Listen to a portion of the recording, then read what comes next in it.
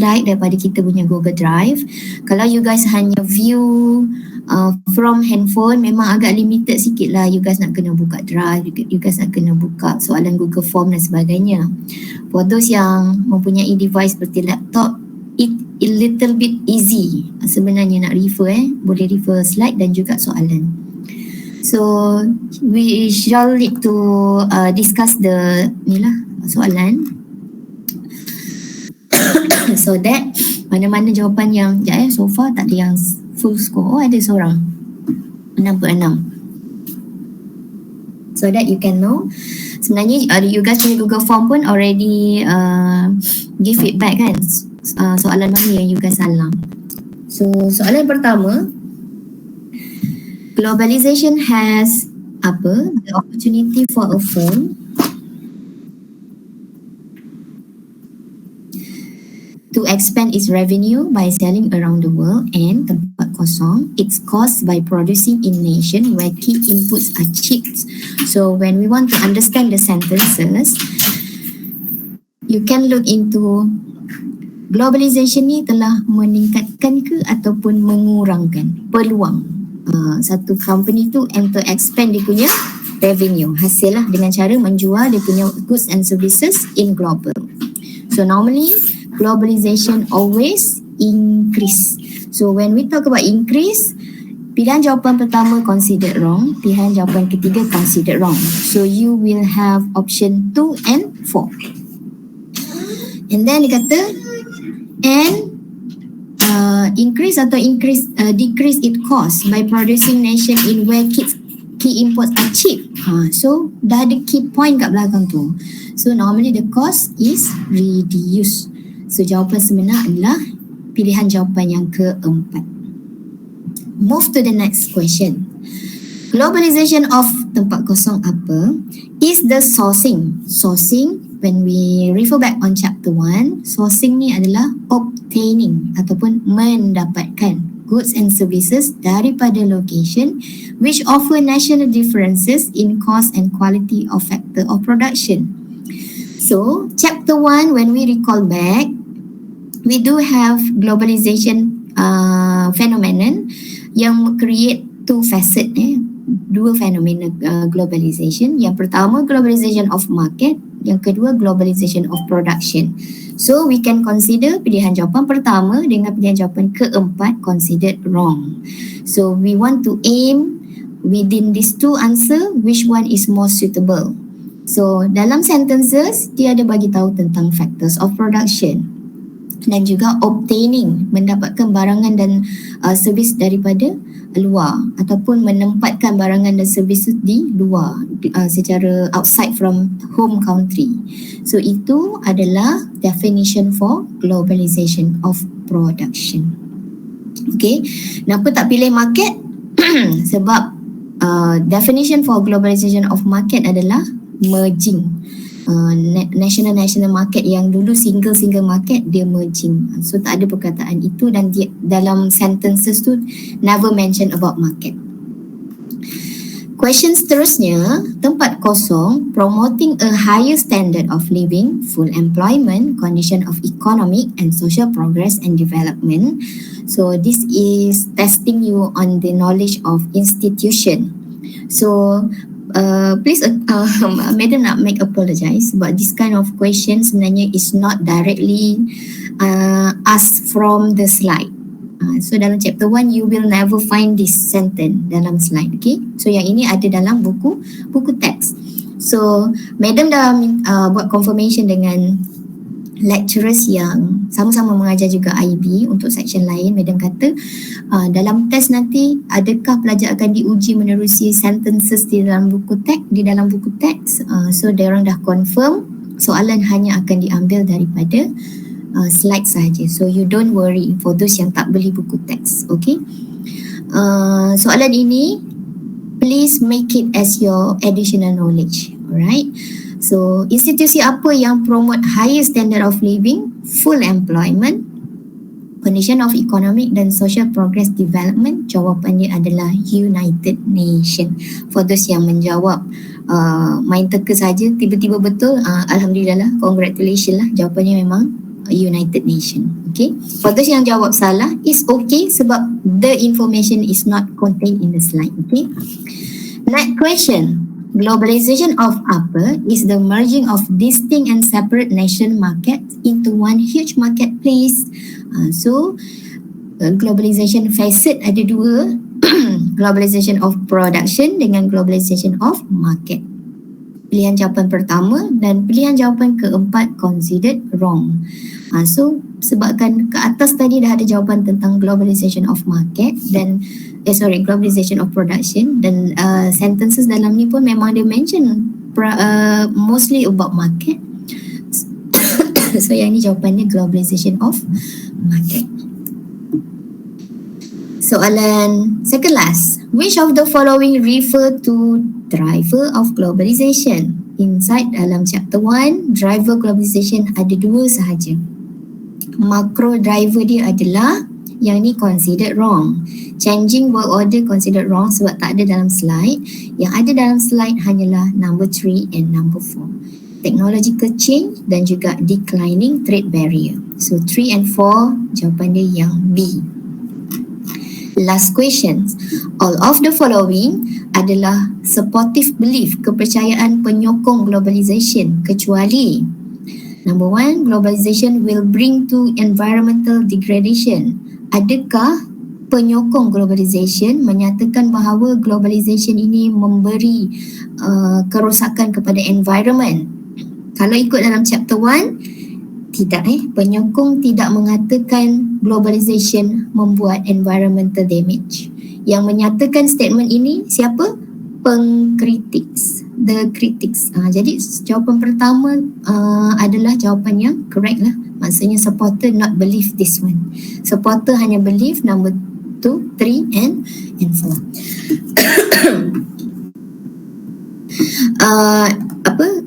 Madam bacakan soalan dan terus jawapan sebab anyway you guys punya Google Form pun dia dah mention tentang score. Korang pun dah tahu which one yang wrong, which one yang correct. So in lesson learnnya adalah next time maybe you can read carefully dan juga ni lah, please be careful kalau menerima soalan MCQ sebab kadang-kadang dia memang agak sedikit tricky. Untuk siapa yang baru join, kalau siapa-siapa tertanya-tanya dekat mana dapat link tutorial tu, Madam hanya bagi eksklusif untuk siapa yang join daripada pukul 8 1 minit tadi sehinggalah 8.21. Siapa yang join selepas 8.21 tu sebenarnya ada dalam chat box. So to be fair, dan kalau korang rasa nak menjawab, silakanlah, tapi jawapannya nanti you can refer back to the score. Okay, yang ni dah settle. So total yang participate around tak nampak lah,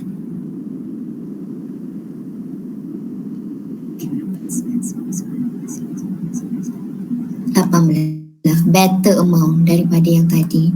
Okay, so sebab kita ni kelas hari Jumaat pagi pula, kelas kita memang banyak teori. So you guys will have love-hate relationship dengan subjek ini. Terpaksa suka dia. Sebab in a way you guys kena tempuh juga 7 weeks untuk IB ni. Okay, so kita tarik nafas kejap. We will start to lecture for chapter 2, the main topic on international trade theory.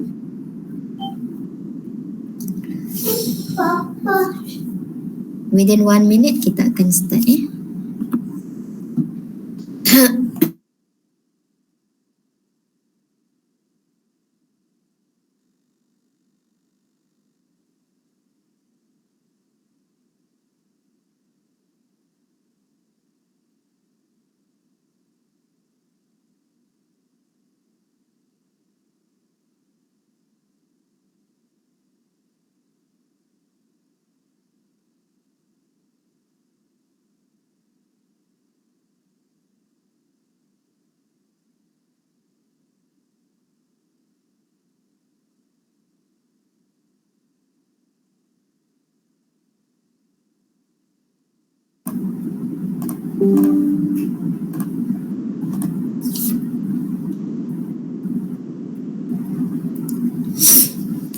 Alright, Bismillahirrahmanirrahim. Let's go. Kita akan explore on chapter 2 pula, iaitu tentang International Trade Theory. Akan ada 6 International Trade Theory, yang mana ke-6 trade theory ini develop from philosopher, pakar-pakar ahli falsafah dan juga para expertise economist, para pakar-pakar ekonomi. Dan setiap trade theory ni, international trade theory ni, dia evolve, dia shifting dari zaman ke zaman. The six trade theory ni memang purposely mengikut sequence macam ni, sebab setiap satu ni dia ada zaman peralihan bila, abad keberapa dia orang develop this kind of trade theory. So we will take a look this 6 trade theory one by one later. First thing first, memandangkan most of you memang tak ada buku teks, so madam just telling a story from the textbook. Dia adalah opening case for chapter 2, di mana this kind of case explaining dan juga highlighting the benefit for international trade. Okay, country yang diceritakan di dalam opening case ni ada 2, iaitu one of them adalah salah satu country yang memang most of us suka dan minat dengan dia punya entertainment industry dia, iaitu South Korea country. Okay, yang mana entertainment industry dia, iaitu dia punya K-pop dan K-drama dia memang tengah trending dan worldwide lah. However, kita kena tahu juga sejarah dia dulu. Sejarah dia pada 1970, South Korea mempunyai living standard yang sama dengan negara West Africa, kita panggil Ghana. Okay, I know most of us familiar dengan negara inilah, Ghana. Okay, how do they similar? Macam mana dia orang boleh berada pada satu taraf level kehidupan yang sama? Sebab pada 1970, South Korea telah menghasilkan income negara, iaitu kita panggil term hasil negara tu kita panggil sebagai GDP, Gross Domestic Product, sebanyak $260 setahun. $260 setahun considered negara yang poor, miskin dan mundur. Okay, Ghana pun mencatatkan GDP yang almost the same, cuma dia kurang $10 je daripada South Korea, iaitu GDP Ghana pada 1970 hanyalah bernilai $250 setahun. Okay, however, because of the uniqueness of South Korea, World Bank ni adalah salah satu institution yang kita dah tengok dekat chapter 1. Okay, dia adalah satu institution yang membantu untuk monitor the globalization. Jadi World Bank ni dia ada satu research center dan dia buat satu study tentang macam mana South Korea nowadays boleh menjadi satu advanced country. Advanced country here means satu developed country lah, country yang telah membangun berbanding Ghana.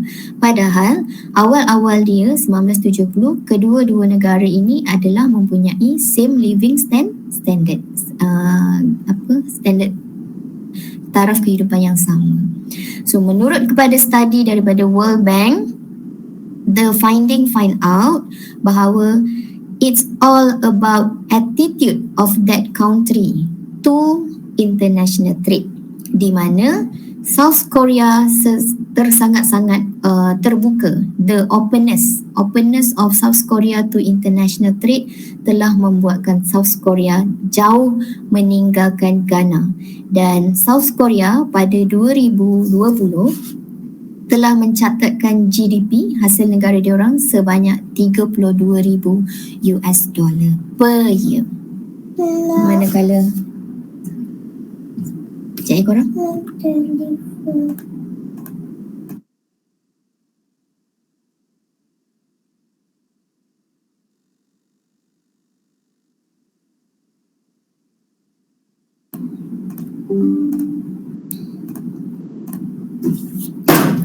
Okay.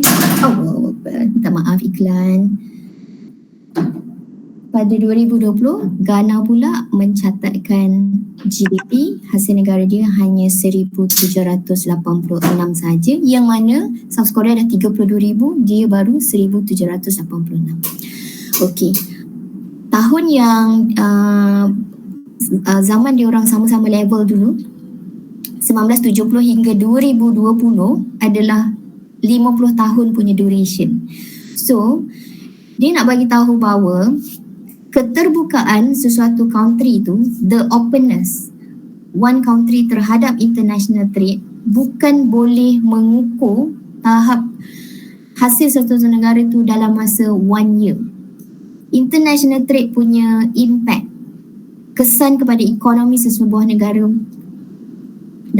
hanya akan dapat dilihat after puluhan tahun.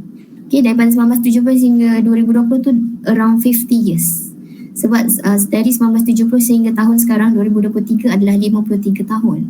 So daripada 1970 hingga 2020 adalah 50 tahun. 50 tahun tu adalah separuh abad.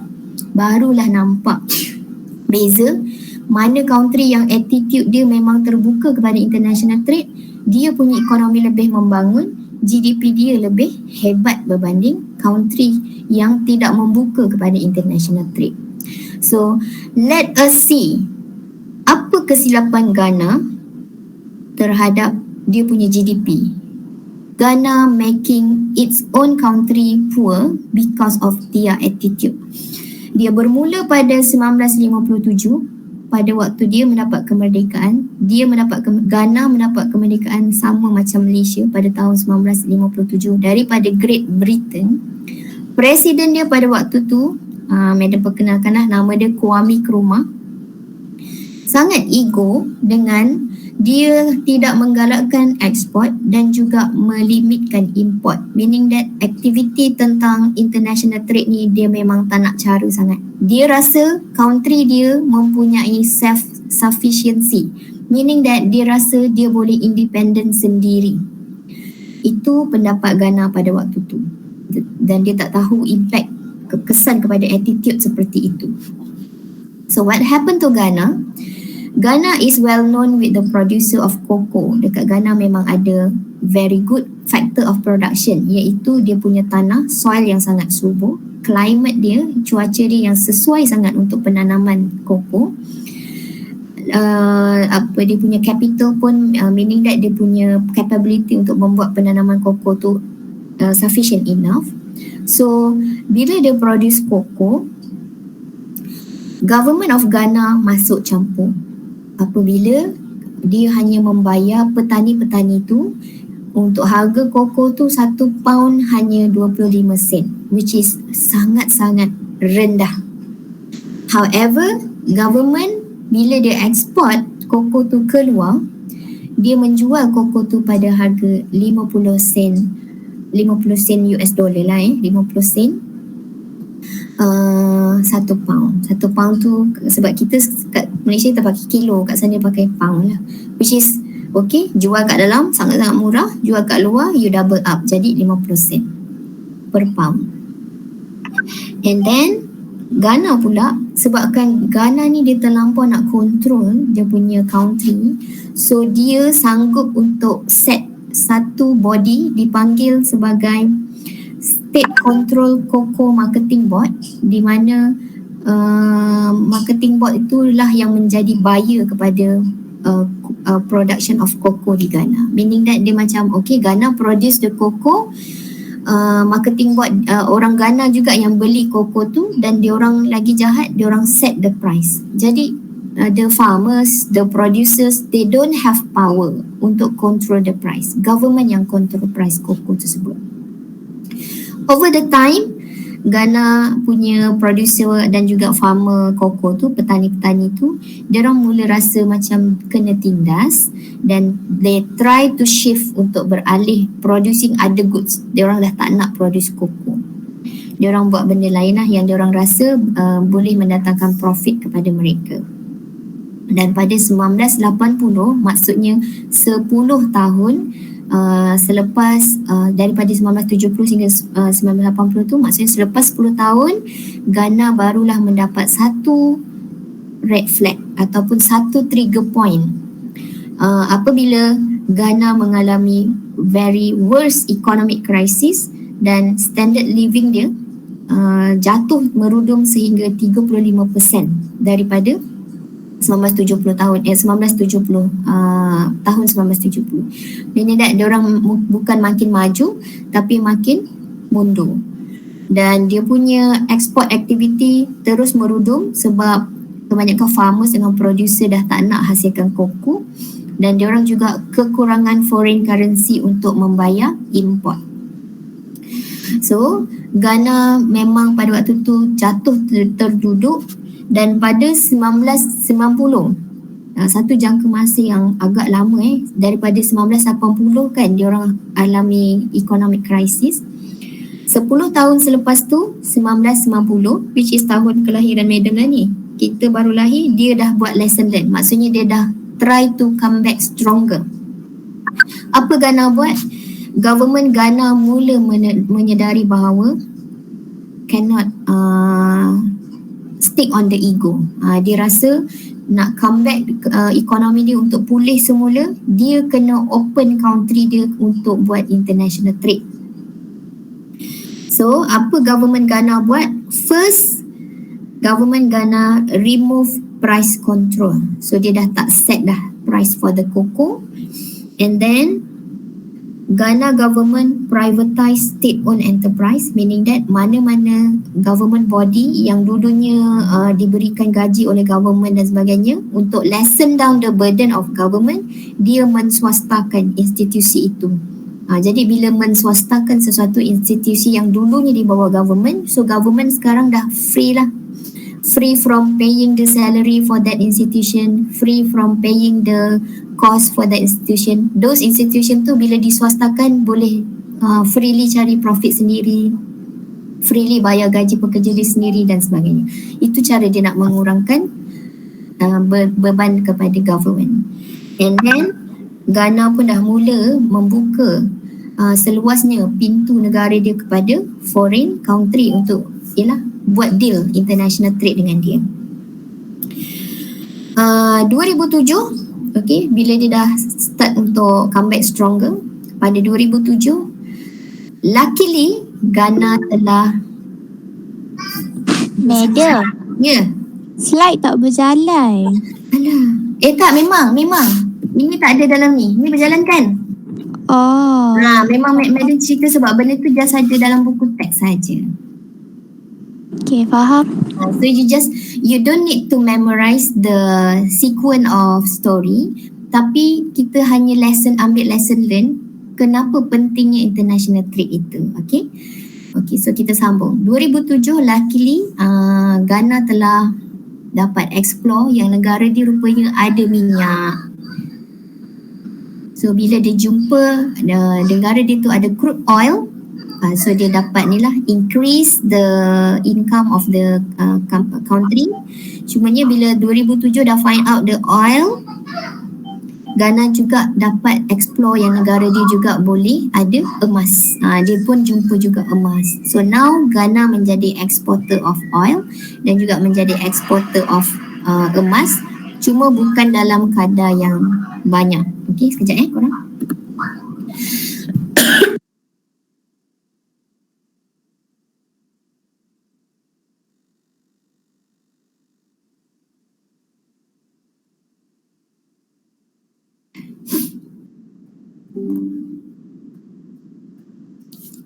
Okay, so walaupun dia dah come back stronger, dah jumpa minyak dan jumpa emas, 2020 hanya mampu mencatatkan GDP sebanyak 1,786 sahaja. So kesilapan yang pada dulunya tu 1970 tu, dia punya impact memang makan tahun. Dan South Korea berlaku sebaliknya. Dia meninggalkan jauh Ghana ni apabila dia memang bukalah openness dia terhadap international trade sangatlah tinggi. Dulu South Korea pun bermula dengan agriculture pertanian. Tapi apabila dia mula buka kepada foreign country untuk buat deal international trade dengan dia, lama kelamaan dia ada enough capital untuk explore bahagian manufacturing. Jadi now South Korea dapat find out lah yang negara dia ni memang terror untuk manufacturing steel, manufacturing benda-benda seperti shipbuilding, pembuatan kapal, electronic devices, automobile dan juga telecommunication. So until now memang South Korea become antara advanced countries. Jadi kesilapan government pada waktu dulu tu yang tahun 1970 tu actually boleh menjadi lesson learn kepada country-country yang lain, especially country seperti kita lah, Malaysia. Alhamdulillah kita punya government pun memang ada openness, keterbukaan terhadap international trade. Apabila kita pun memang sentiasa open the door kepada mana-mana country yang nak deal the trade with us. So that kita pun sekarang berada pada fasa developing country. Kita berada di dalam kategori negara yang sedang membangun. Kita pun dengan Ghana of course banyak perbezaan sebab kita dengan South Korea samalah macam the openness kepada international trade itu dah bermula lama. So itu antara benefit of international trade. Maksudnya telah dibuktikan ada negara yang jatuh mundur because dia tak nak open kepada international trade. Barulah kita masuk barulah slide berjalan ya, tentang overview of trade theory. Okay. Inside this slide, they mention about adakah sesuatu free trade ni, maksudnya bebas berdagang, merupakan satu benda yang bermanfaat kepada country. I already tell you the story from South Korea and Ghana. You can value by yourself lah. You boleh menilai sendiri adakah free trade ini menjadi satu beneficial kepada sesebuah negara. Okay. And they define kat sini, free trade ni sebenarnya adalah satu situasi di mana government does not attempt, tiada percubaan to influence, untuk mempengaruhi sesuatu aktiviti international trade itu menerusi kuota atau menerusi duties. Duties di sini bukan bermaksud tugasan. Duties di sini bermaksud levies ataupun tax, percukaian on what its citizen can buy from another country ataupun activity import, or what they can produce and sell to another country ataupun activity export. Jadi free trade ni adalah situasi di mana government tak masuk campur langsung dengan pengenaan cukai, pengenaan cas-cas duties dan juga levies ke atas aktiviti international trade seperti import dan juga export. Okay, so the trade theory shows, the trade theory yang kita akan belajar sekejap lagi menunjukkan bahawa it is beneficial for a country, dia sangat-sangat bermanfaat untuk sebuah negara untuk engage maksudnya berurusan lah di dalam international trade, even for product it is able to produce for itself. Walaupun country tu rasa dia boleh hasilkan dia punya barangan tu sendiri, tapi sebenarnya sometimes ada barangan yang kita lebih better import saja berbanding kita produce sendiri, sebab we want to look at the cost efficiency dan production efficiency. For example, US mempunyai factor of production yang sangat-sangat mencukupi. Ingat kalau when we talk about factor of production, chapter 1 ada mention 4 benda: labor, land, capital dan juga energy ataupun entrepreneur. US kalau ikutkan factor of production dia memang sangat cun, semuanya cukup. Kalau nak ikutkan, dia boleh sahaja build up dia punya production factory for textile.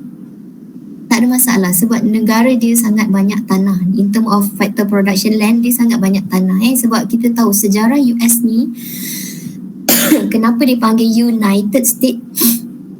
Sebab dia develop daripada 50 negeri-negeri yang disatukan. Texas, New York, New Jersey, California, Mississippi, all those adalah satu single state tapi dikombinekan, disatukan. That's why dia dinamakan United States. So kalau setakat nak cakap tentang land, US memang sangat-sangat mencukupi. Banyak gila tanah yang dia ada untuk build up the factory.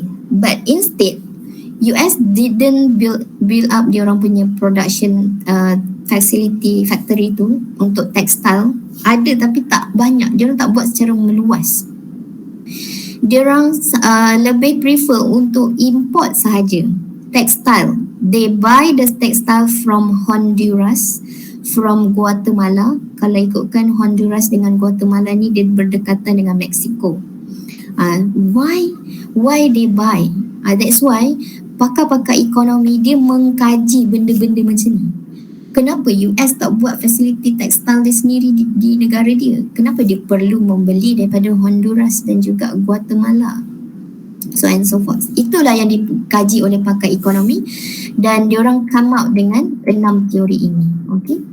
And then dia kata international trade allows a country memberi peluang kepada sesebuah negara untuk specialize in the manufacture and export of product that it can produce efficiently.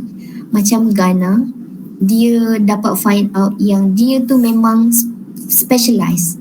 Dia boleh produce cocoa, meaning that they can manufacture the cocoa dan boleh export produk dia tu secara global. Okay, Malaysia pun kita boleh tanam pokok koko. Pokok koko hidup dekat negara kita. Kita punya soil, land, labor, capital sebenarnya boleh je tanam pokok koko. But why we still import cocoa from another country?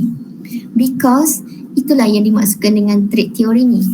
Ada certain situation walaupun we are able to produce by ourselves the product seperti koko tu, but situasinya lebih better dan lebih beneficial kepada country tu by importing saja. Lebih baik import je lah daripada produce. Okay, macam Iceland. Iceland dia punya specialization adalah country yang boleh supply abundant of fish, sebab Iceland memang negara yang kebanyakan muka bumi dia adalah sea, lautan. Jadi dia orang punya raw material tentang seafood, fish memang sangat abundant supply. Tapi dia orang ni kurang efisien kalau nak buat penanaman orange ataupun grape, buah orange ataupun buah anggur. That's why dia orang better import saja buah orange dengan anggur, tapi dia orang specialize in supplying fish dan juga seafood punya stuff ataupun goods. Itulah yang digalakkan di dalam international trade ni. Okay.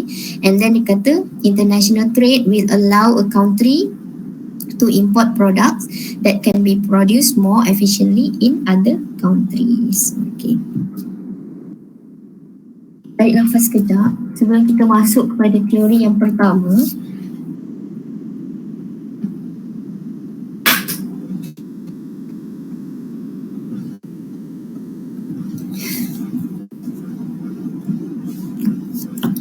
Okay, so this will be the sixth trade theory came up by several economists. Ada pakar-pakar ekonomi daripada US, ada pakar ekonomi daripada Sweden. So sequence dia memang mercantilism come first, sebab mercantilism ni kalau ikut sejarahnya wujud pada abad ke-16 dan dia adalah antara trade theory yang paling tertua sekali. Cumanya mercantilism ni dia ada kelemahan, weaknesses yang dijumpai oleh pakar ekonomi yang lain. So dalam buku teks, mercantilism ini considered satu teori, trade teori yang sangat tidak digalakkan untuk di-apply oleh mana-mana negara. Okay, later we will find out kenapa mercantilism ni tidak digalakkan untuk di-apply. Okay, after that, selepas pakar ekonomi tengok mercantilism ni ada some weaknesses, Adam Smith, seorang pakar ekonomi, pada tahun 1776 dia come up dengan satu teori absolute advantage, sebab dia nampak pada fasa dia observe ekonomi worldwide pada waktu tu, dia nampak ada negara sepatutnya hanya specialize kepada goods and service yang dia rasa can produce efficiently saja. Macam contoh Ghana, kalau dia tahu dia boleh produce cocoa secara efficiently, Ghana produce cocoa sajalah, dan dia perlu ekspor cocoa tu kepada mana-mana negara yang lain. Dan Ghana pula in exchange perlu import barangan yang dia rasa dia tak boleh produce efficiently, macam contoh orange. So dia import orange dan dia export cocoa, macam tu. Itu teori daripada Adam Smith. Setiap negara perlu ada specialization barangan ataupun services. After that, pakar ekonomi yang lain pula pada abad ke-19, dia nampak absolute advantage ni ada some loophole, ada sesuatu perlu ada improvement, perlu ada penambahbaikan di dalam teori itu. Jadi pada abad ke-19, David Ricardo dia came out dengan comparative advantage pula, di mana dia find out bahawa dia cakap seolah-olah dia cakap macam ni lah, Adam Smith tak semestinya satu negara tu boleh specialize satu produk je. Kejap korang ada iklan, jap tahu.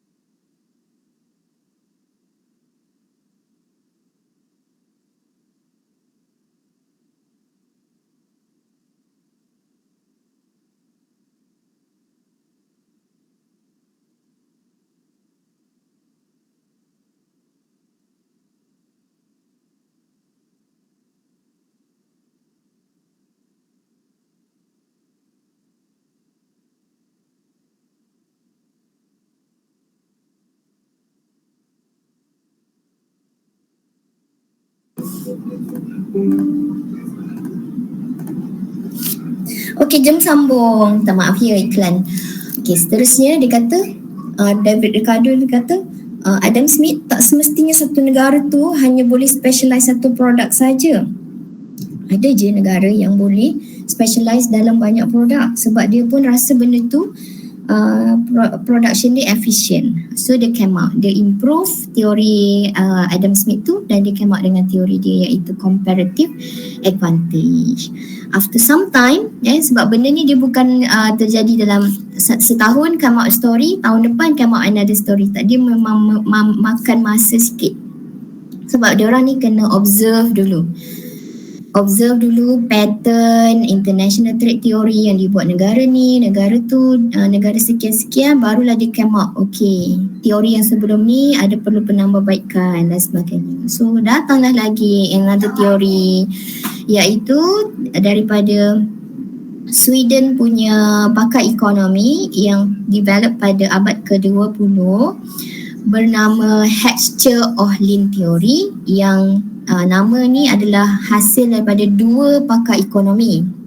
Pakar ekonomi pertama nama dia Elie Hertzsche, pakar ekonomi kedua adalah Bertil Ohlin. Jadi dia meletakkan nama masing-masing sebagai nama teori dia lah.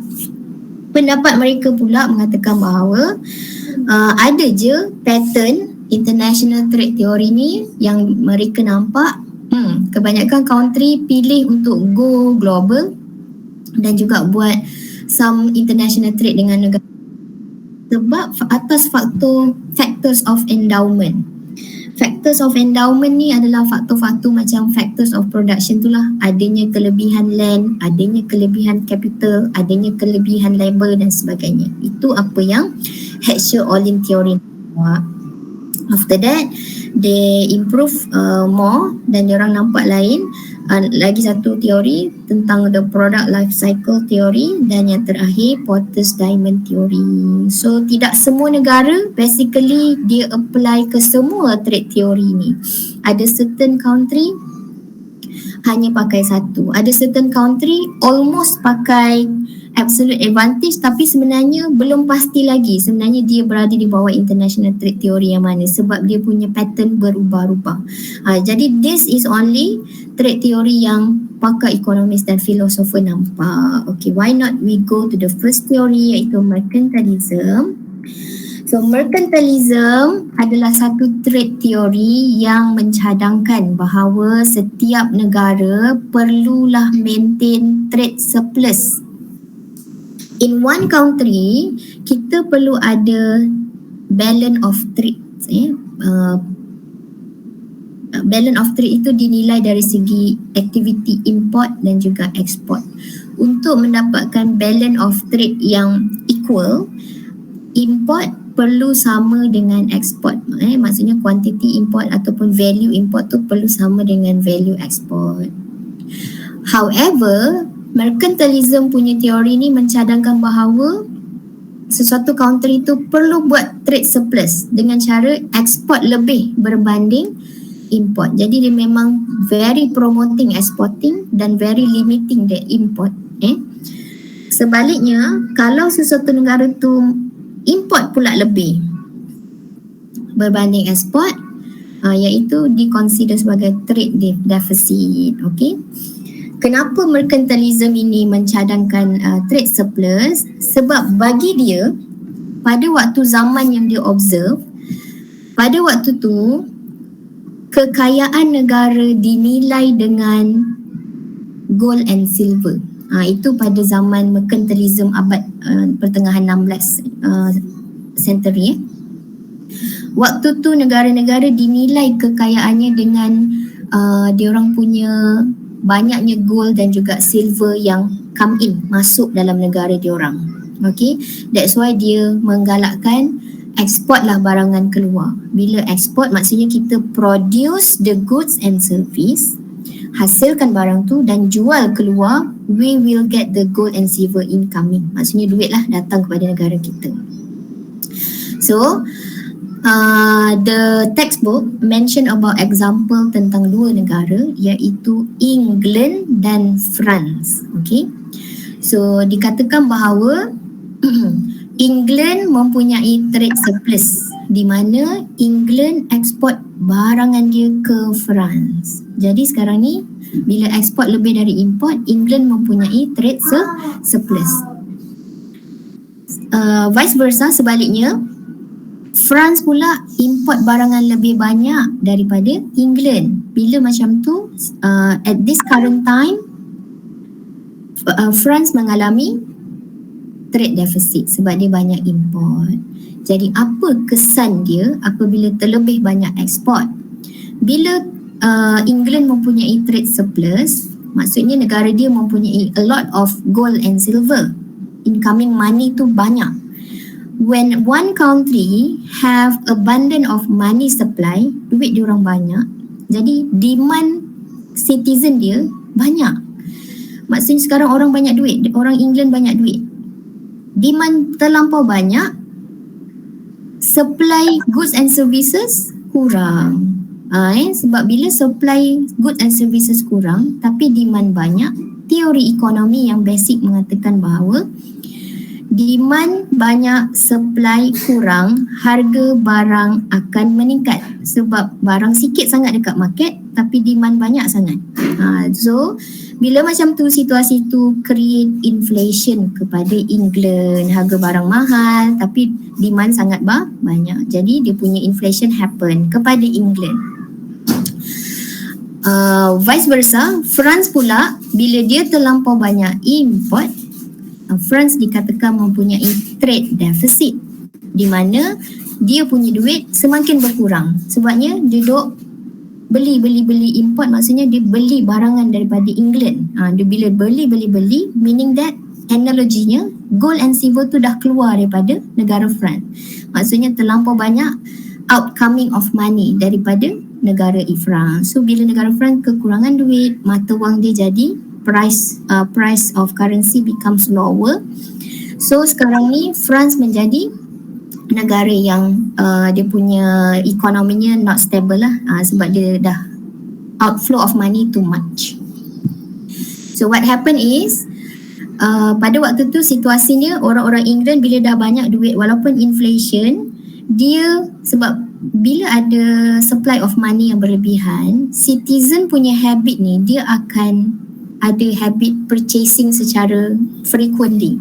Jadi bila dia terlalu banyak membeli barang tu pula daripada France, sekarang ni dia dah terbalik. Dia berlaku ni over the time tau. Dia bukan nampak sekali one day punya result.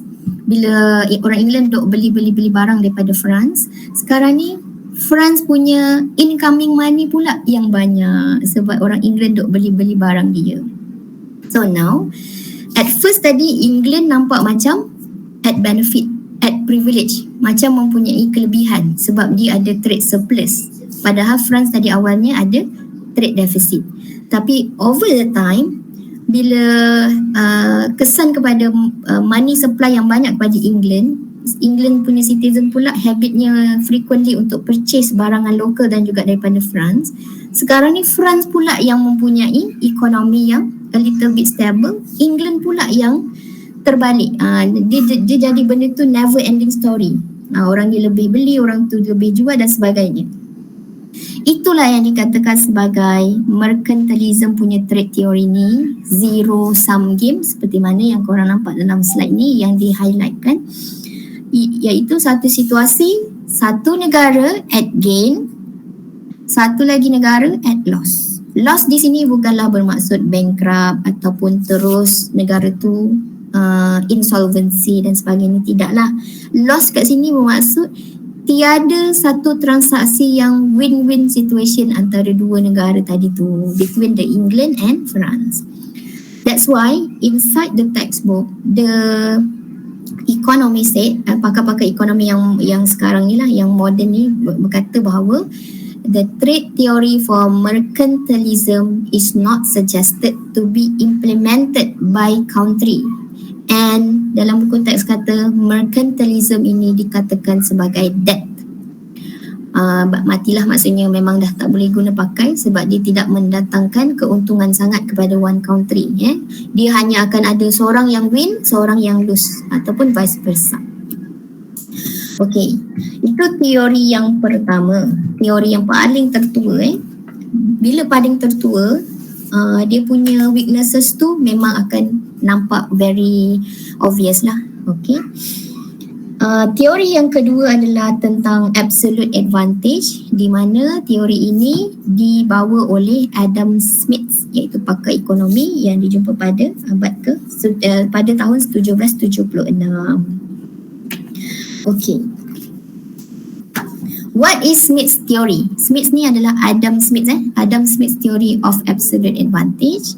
Adam Smith mengatakan bahawa country mempunyai absolute advantage in the production of product when it is more efficient than any other country in producing it.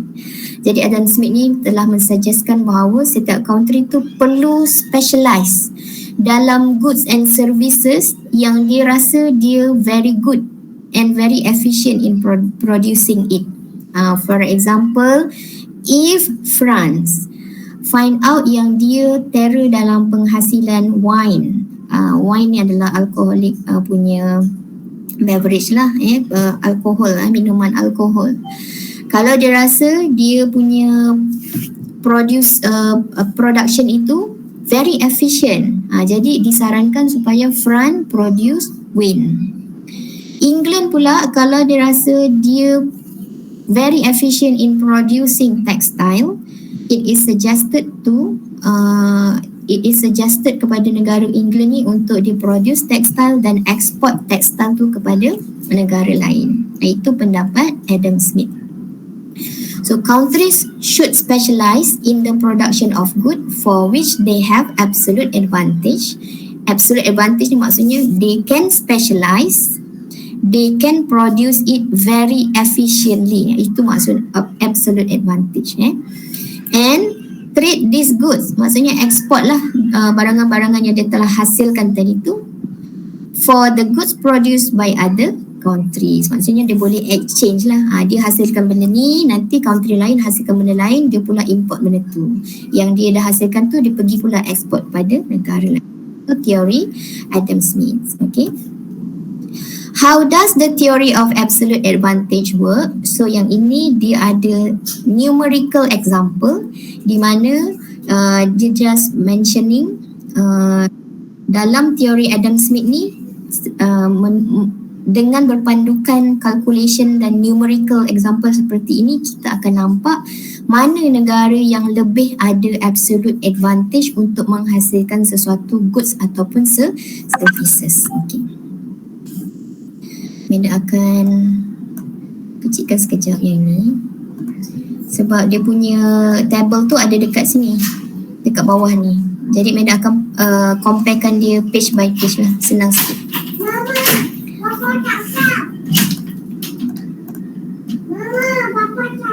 Ya, okay. Okay. Okay. By referring the theory of Adam Smith, dia kata, assuming we have two countries to be take into look lah, iaitu yang pertama Ghana dan yang kedua adalah South Korea. So katalah kedua-dua negara ini both mempunyai 200 unit of resources. When we talk about resources, it means about the factor of production, can be apa? Labor, land, capital dan juga energy ataupun entrepreneur. Okay, katalah setiap negara ada 200 unit resources that could either be used to produce rice ataupun cocoa. Jadi 200 unit ini boleh menghasilkan beras ataupun koko. Okay, assuming that in Ghana dengan berbekalkan 200 resources ini, Ghana memerlukan 10 unit resources untuk menghasilkan 1 tan koko dan 20 unit resources yang ini untuk menghasilkan 1 tan beras. So dengan berpandukan this kind of resources sebanyak 200 dan penggunaan resources untuk 1 tan koko 10, 1 tan beras 20. Jadi dikatakan bahawa Ghana can produce 20 tan koko. How to derive? nak dapat 20 tan koko ni tadi sebab Ghana ada 200 resources, dividekan dengan how many resources untuk produce 1 tan koko? 10 kan? So divide with 10, you will get Ghana can produce 20 tan koko tanpa beras, without rice. No rice meaning that Ghana menggunakan fully utilize lah 200 resources tadi. Jadi dia hanya boleh hasilkan salah satu saja kalau dia nak fully utilize 200 unit resources ni. So possibility pertama, Ghana boleh hasilkan 20 tan koko tanpa nasi, tanpa beras, ataupun 10 tan beras tanpa koko. How to derive this? 200 resources divide with 20, sebab 20 ni adalah berapa banyak resources yang diperlukan untuk hasilkan 1 tan beras. Asyik nak sebut nasi je. Okay, 200 bahagi 20. Then you will get 10 tan, 10 tan beras tanpa koko. Kenapa tanpa koko? Sebab Ghana menggunakan fully utilized 200 unit resources tu tadi. Ataupun possibility yang ketiga, some combination of rice and cocoa between the two extreme. Kalaulah Ghana decide, okey lah nak buat dua-dua juga, nak buat koko, nak buat juga beras. Tapi dia ada 200 unit resources. Kalau dia nak fully utilize 200 unit, dia hanya boleh hasilkan salah satu saja. Tapi kalau dia nak hasilkan dua-dua, dia kena split lah. Split resources ni menjadi mungkin 100 unit resources untuk hasilkan koko, 100 unit resources untuk hasilkan beras. That's why dia kata possibility yang ketiga, some combination of rice and cocoa between the two extreme kalau Ghana split resources kepada dua. Okay, itu kisah Ghana. In South Korea, katalah dia pun tadi mempunyai 200 unit resources kan, land, labor, capital, energy atau entrepreneur. Dekat South Korea pula, dia memerlukan 40 unit resources untuk produce 1 tan koko. Ini yang ni digambarkan di sini, dan 10 resources untuk produce 1 tan beras. 10 resources untuk hasilkan 1 tan beras. Jadi South Korea boleh produce sama ada possibility pertama, kemungkinan pertama 5 tan koko tanpa nasi. How to derive this? Macam biasalah konsep macam tadi, 200 resources bahagi dengan berapa kos untuk gunakan berapa banyak resources untuk hasilkan 1 tan koko, 40. So 200 bagi 40, dia hanya boleh hasilkan 5 tan koko tanpa nasi, tanpa beras, ataupun untuk hasilkan beras berapa pula? 200 bagi kos ni 10 okay. Jadi dia boleh hasilkan 20 tan beras tanpa koko, ataupun some combination in between, meaning that kalau South Korea decide untuk split the resources into two, mungkin 100 unit untuk hasilkan koko, 100 unit lagi untuk hasilkan beras. So daripada teori ini, daripada teori ini we can compare. We can compare jika Ghana menggunakan the whole unit of 200 unit of resources tu, untuk penghasilan koko dia boleh come out dengan 20 tan untuk Ghana. Untuk South Korea dia boleh hasilkan 5 tan untuk koko. Jadi pendapat Adam Smith mengatakan bahawa between these two country, Ghana dengan South Korea, kita boleh nampak Ghana mempunyai absolute advantage untuk menghasilkan koko berbanding South Korea. Sebab kita nampak the numerical example here mention Ghana boleh hasilkan 20 tan, South Korea hanya boleh hasilkan 5. Jadi yang lebih mempunyai absolute advantage menghasilkan koko adalah Ghana. Okay. Same goes to beras. Bila kita nak compare, Ghana hanya mampu menghasilkan 10 tan beras. South Korea pula mampu menghasilkan 20 tan beras. Jadi berdasarkan teori Adam Smith, mana satu yang menghasilkan lebih banyak beras? South Korea. Jadi South Korea mempunyai absolute advantage untuk menghasilkan beras berbanding Ghana. Jadi di antara kedua-dua ni, we can decide Ghana have absolute advantage untuk hasilkan koko, South Korea pula ada absolute advantage untuk hasilkan beras. Itulah teori Adam Smith.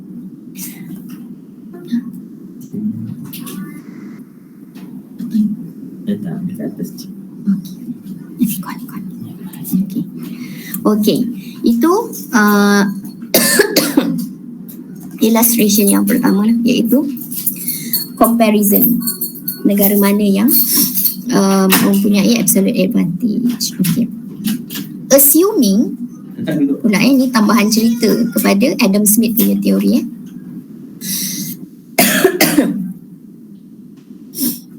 you don't worry, Madam pun dah minta confirmation daripada pencara yang lain. Adakah pengiraan ini akan ditanya di dalam test? Diorang pun, lecturer lain pun dah confirmkan bahawa pengiraan ini tidak ditanyalah di dalam test. You just need to understand. You guys pun tak perlu nak memorize the numerical example kat sini. Cumanya dengan memahami cara dia dapat berapa tan dan sebagainya itu, you can compare which one negara yang mempunyai absolute advantage. Itu sahaja. Pemahaman tentang numerical ni, numerical example ni hanyalah untuk tahu country mana yang mempunyai absolute advantage terhadap sesuatu goods and services. Alright, so please bear with me. Ada sedikit lagi illustration tentang absolute advantage, iaitu assuming kalaulah Ghana dengan South Korea decide dia nak tutup negara dia daripada trading dengan negara luar. Maksudnya Ghana nak decide untuk produce koko dengan beras, South Korea pun decide nak produce koko dengan beras. Jadinya dia tak nak buat international trade with each other. Jadi bila mereka decide tak nak trade antara satu sama lain, sekarang ni diorang ada 200 resources. Kalau hanya nak gunakan 200 resources tu untuk menghasilkan dua barang, salah satunya akan jadi macam tadi tu lah, dia hanya boleh hasilkan salah satu je kalau dia nak memang fully utilize 200 resources tu. So bila diorang decide untuk tak nak buat trade, diorang kena split. Country ni dia kena split resources tadi 200 tu untuk hasilkan koko dan juga beras. Jadi pengiraan yang kedua ini assuming, beranggapan bahawa mereka telah split resources tu menjadi 100 koko dan juga 100 resources untuk rice. Okay, without trade, Ghana can produce 10 ton of cocoa and 5 ton of rice. How this is derived? Dengan cara, sebab tadi dia dah split resources menjadi dua kan, 100 resources untuk cocoa, 100 resources untuk beras.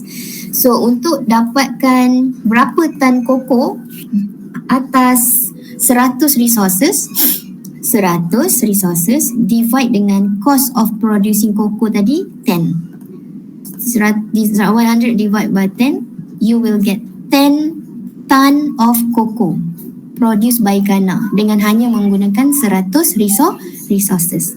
Same goes to rice. How to derive 100 resources, you divide dengan resources yang kat atas ni. Menghasilkan beras adalah 20. So 100 divide by 20, you will get 5 ton rice. Itu kalau diorang buat decision tak nak buat trade dengan satu sama lain. Diorang kena split resources. Sama konsep dengan South Korea. South Korea can produce 10 ton rice and 2.5 tons cocoa.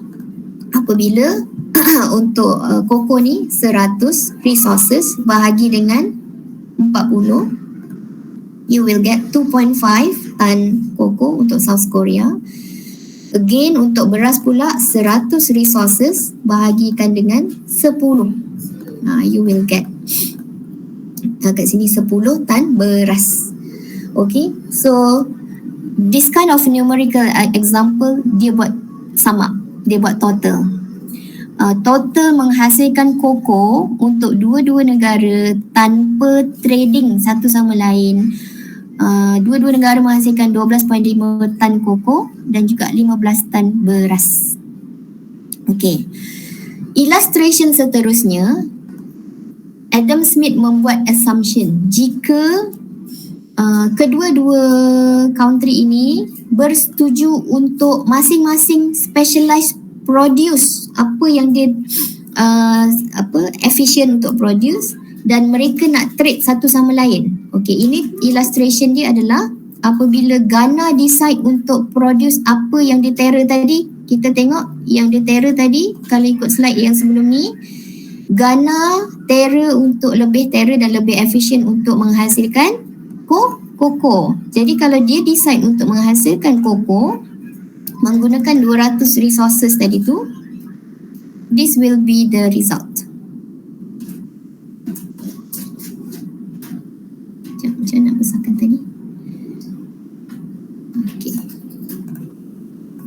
Please bear with me. If you don't understand, after this try reread. Bila reread, mungkin you akan nampak semula dia punya example. Bila masing-masing try untuk specialize, Ghana dah tahu dah dia boleh specialize in cocoa. Tadi pun kita dah mention South Korea boleh specialize in beras. Jadi dia orang boleh menggunakan resources fully, 200 resources tu untuk penghasilan kedua-duanya. Jadi Ghana can produce menggunakan 200 resources, bahagikan dengan satu tan koko ni adalah 10. So 200 bagi 10. So Ghana boleh produce 20 koko tan, 20 tan koko. Zero rice lah sebab dia memang nak specialize kepada koko. South Korea pula dia tak nak specialize kat koko sebab tadi dah tahu dah dia tak boleh nak produce efficiently koko. Dia hanya boleh produce efficiently beras. So 200 bagi resources untuk membuat beras adalah 10. 200 bagi 10, 20. So now you can see jika kedua-dua negara membuat production mengikut specialization, tengoklah hasilnya.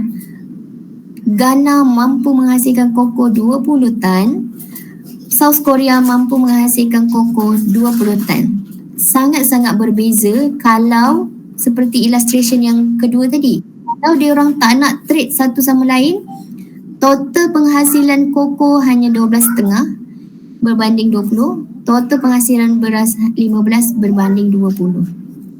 Nampak dia punya benefit of doing international trade. Dia punya efficiency tu dan juga specialization tu memang sangat membantu bagi beneficial kepada kedua-dua negara. Okay? Illustration seterusnya dia kata jika Ghana dengan South Korea selepas masing-masing dah specialize, mereka nak exchange, dia orang nak bertukar bertukar-tukar barang Ghana nak trade, nak mendagangkan 6 tan koko. Maksudnya daripada 20 tan koko yang dia ada, dia nak dagangkan 6 daripadanya pergi dekat South Korea. Jadi South Korea akan dapat 6 tan koko. Berapa balance koko yang ada dekat Ghana? 20 tolak 6 jadi 14. Okey, sekarang ni pula dan 6 tan South Korean rice. Maksudnya Ghana nak 6 tan beras daripada South Korea. Sekarang South Korea ada 20 tan. 20 tan tolak 6, South Korea tinggal 14. So sekarang Ghana ada 6 tan sebab tadi dia nak dagangkan 6 tan koko untuk 6 tan beras. Okay, so sekarang masing-masing dah ada seperti mana yang masing-masing request. Jadi in conclusion, there are increase in consumption as a result of specialization and trade. Akan nampak pertambahan maksudnya beneficialnya membuat international trade ni apabila Ghana dan juga South Korea bersetuju untuk specialize, masing-masing specialize dulu, produce apa yang diorang lebih efficient untuk produce, lepas tu diorang trade to each other. Nampaklah perubahan apabila sebelum mereka buat trade, maksudnya kalau diorang decide tak nak buat trade, dulu Ghana hanya boleh consume 10 tan sahaja, tapi sekarang Ghana dah boleh ada 14 tan. So 14 tolak 10, increase of consumption cocoa dekat Ghana sebanyak 4 tan. Which is very good lah, maksudnya beneficial kepada kedua-dua negara. Ada increase in consumption. Nampaklah efficiency dekat situ. Lepas tu sebelum sekarang ni South Korea ada 6 tan cocoa. Tapi kalau dulu dia orang decide untuk masing-masing tak nak trade satu sama lain, tak nak specialize satu sama lain, South Korea hanya ada 2.5 cocoa saja. So 6 tolak 2.5 equal to 3.5. So ada increase in consumption. Ni pun sama. Kalau dia orang dulu tak nak trade satu sama lain, tak nak specialize, Ghana hanya ada 5 tan beras sahaja. Tapi sekarang Ghana dah mempunyai 6 tan beras. So 6 tolak 5, dia orang ada extra 1 tan beras, 1 tan beras. Yang ni pun sama, 14 tolak 10 equal to for increase in consumption of 4 tan rice. So with that, this is the conclusion for theory absolute advantage, di mana Adam Smith memang menekankan bahawa sesebuah negara itu sepatutnya dia specialize dekat apa yang dia rasa dia boleh produce secara efficiently dan memperdagangkanlah apa produk yang dia dah hasilkan tu kepada country lain, supaya country lain pun akan dapat benefit yang win-win situation. Itu teori absolute advantage. Cumanya kalau kita fikir secara common sense, teori absolute advantage ni still ada nampak weaknesses dia. Sebab teori ini hanya mengukur 2 negara sahaja. Dalam kita punya world map, we live in dalam worldwide ni, kita punya countries ada lebih 200 plus lah. Madam lupa dia punya specific number of country yang berdaftar. We do have 200 plus. So kalau kita just nak compare 2 negara ni, dia punya result might be different lah. Tapi untuk memahami dia punya teori ini, cukup kalau kita membandingkan 2 negara supaya kita boleh nampak which one. Dia menjadi guidance lah, menjadi rujukan kepada country untuk decide which one goods and services yang diorang rasa diorang boleh specialize, dan apa yang diorang rasa boleh just import saja daripada negara lain. Okay, itu teori absolute advantage. So now 9.36, I don't think okay.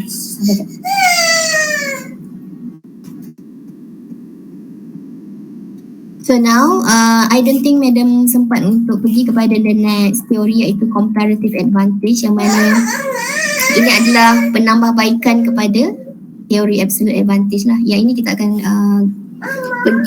next week kita akan jumpa pada next week. Cumanya kelas next week tu, as per yang you guys maklum, hari Jumaat adalah mungkin kita dah busy ke apa, Madam tak nak cancel terus hari Jumaat depan tu. So Madam cadangkan supaya korang cari waktu untuk kita ganti hari Isnin ke atau hari Selasa. Madam akan share Madam punya jadual dalam korang punya WhatsApp group nanti. Korang boleh decide lah nak ganti hari apa. Jadi hari Jumaat tu macam kita pindahkan lebih awal.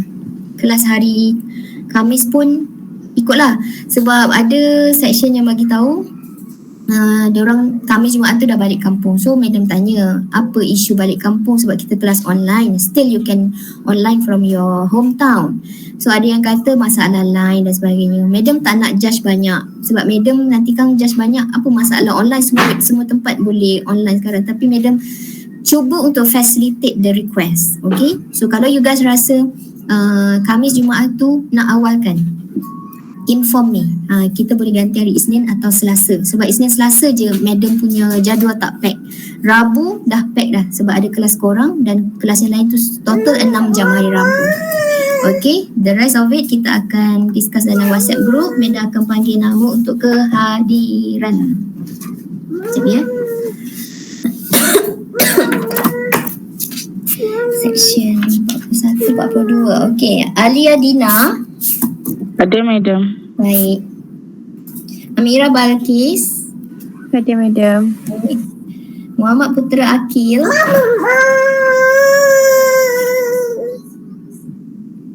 Muhammad Putra. Putra tak ada. Listing pun tak ada. Seterusnya Najwa Natasha. Najwa Natasha. Ada medium. Okay. Nur Atira Najla. Ada madam. Okay. Nurdina Yasmin. Mama. Kakak, tolong kakak. Nurdina Yasmin. Dalam listing tak ada. Okay. Seterusnya Nurin Umaira. Ada madam. Okay. Hanania Evi. Dalam listing ada tapi tak menyahut. Okey, seterusnya Nur Hidayatu Umaira. Saya madam. Okey. Nurina Akila. Saya madam. Okey. Nurliana Alia.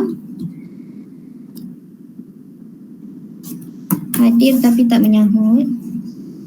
Nurul Izrin. Saya madam. Okey. Mama. Siti Nur Syaza. Ada madam. Okay. Siti Zulaikha. Ada madam. Yang tidak hadir Muhammad Putra Akil, Nurdina Yasmin. Yang lain tak menyahut Nur Hanania Evi, Nuriana Alia. Section 41 boleh Madam. ya saya. Dan Ali ada. Nuriana Alia. Kejap. Mama. Okey. Section 41 tak payah cakap thank you boleh dah. Section 42 Amir Afham. Saya madam. Baik. Intan Nurmas Melisa. Ada madam. Okey. Irwani Fazlin. Ada madam. Okey. Jasmine Mastura. Saya madam. Okay, Laila Adlina. Okey, Mua Haizat.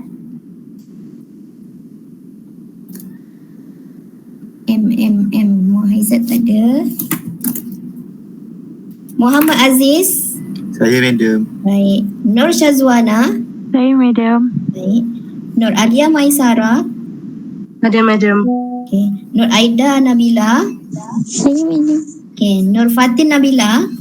Saya madam. Okay. Nur Hafiza. Saya madam. Okey. Sharifah Itra. Ada madam. Okey. Siti Maisara. Siti Maisara tak ada. Dan terakhir Siti Yasmin. Siti Yasmin dalam list ada tapi